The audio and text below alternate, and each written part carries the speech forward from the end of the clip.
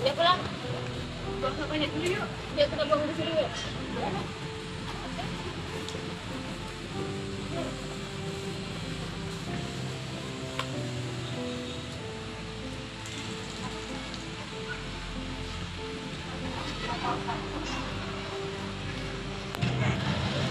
Oke guys, di sini ada tong sampah organik dan non organik. Jadi di sini kami akan membuang sampah organik dan non organik.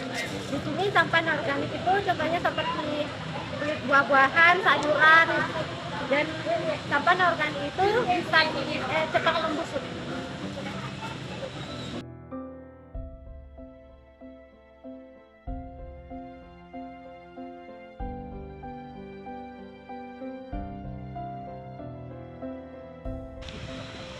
Baik, selanjutnya sampah non-organik itu sampah yang bisa didaur ulang atau lambat membusuk.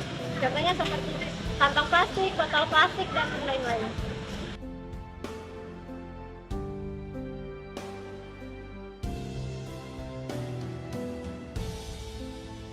Sekian dari kelompok kami yang membahas tentang sampah organik dan non-organik. Jadi buat teman-teman, jangan buang sampah sembarangan ya. Buanglah sampah pada tempatnya yang sudah disediakan, organik dan non-organik. Baik, Baik, di sini saya akan menyampaikan menurut para ahli tentang sampah organik dan non-organik.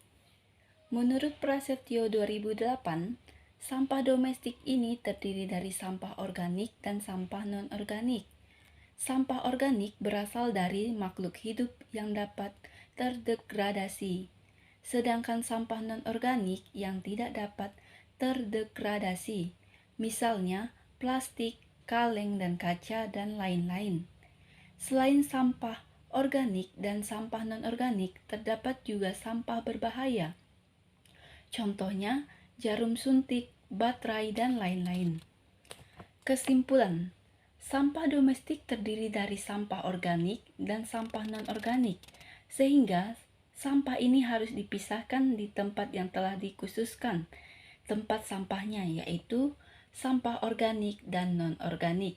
Sekian dan terima kasih. Judul artikel: Sosialisasi pengelolaan sampah tingkat rumah tangga pada Ibu PKK Kelurahan Ula Karang Utara tahun 2020.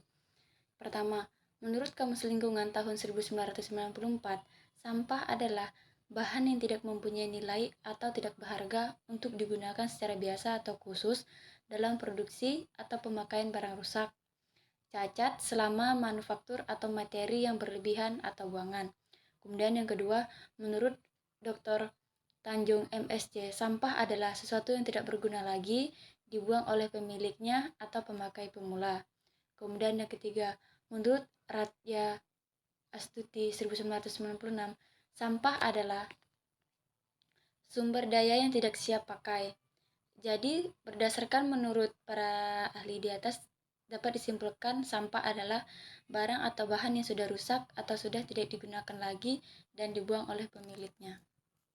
Assalamualaikum warahmatullahi wabarakatuh. Baik, di sini jurnal manajemen pengolahan sampah terpadu dalam meningkatkan pendapatan masyarakat di Kecamatan Tampan, Kota Pekanbaru.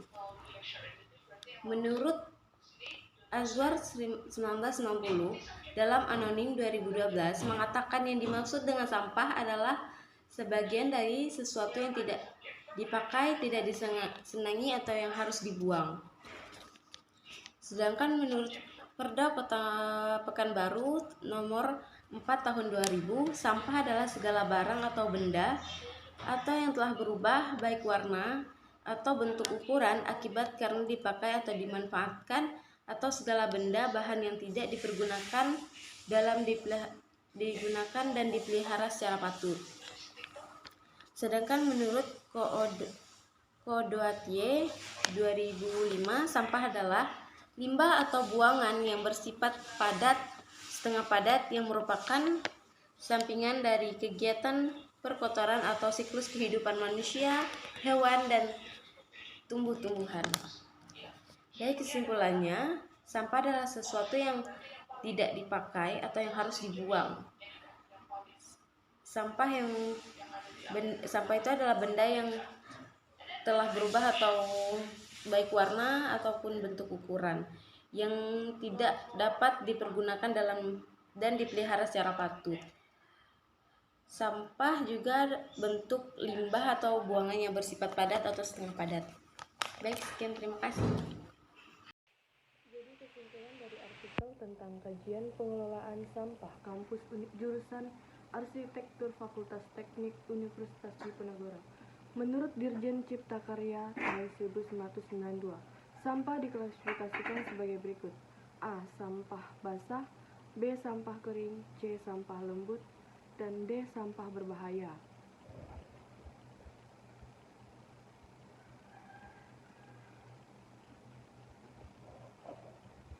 Menurut Morgan tahun 2009 menyatakan bahwa permasalahan sampah adalah kemudahan masyarakat untuk membuang sampah, sehingga dalam menyikapi sampah seringkali masyarakat tidak hanya berpikir kemana sampah-sampah tersebut dibawa dan apa yang akan terjadi pada sampah tersebut.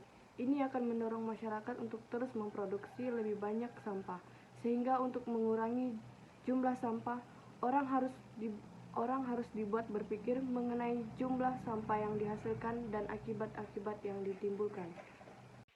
Dan menurut Dirjen Cipta Karya tahun 1992, sampah mempunyai karakteristik yang berbeda, antara lain sebagai berikut: 1.